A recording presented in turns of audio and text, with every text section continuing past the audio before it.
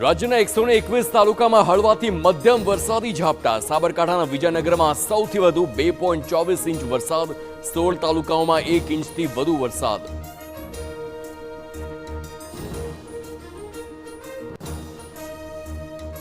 આગામી 7 દિવસ રાજ્યમાં વરસાદની આગાહી. 3 દિવસ ભારે વરસાદની આગાહી. મોરબી, વલસાડ, ડાંગ અને નવસારીમાં આજે ઓરેન્જ એલર્ટ.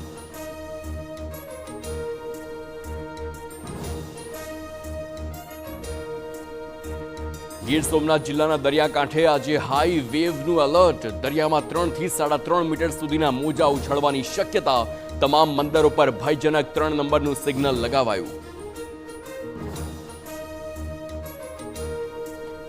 પાલનપુરમાં સારવાર દરમિયાન તબીબની બેદરકારીથી મહિલાનું મોત થયું હોવાનો આક્ષેપ. પરિવારજનોનો મૃતદેહ સ્વીકારવાનો ઇનકાર.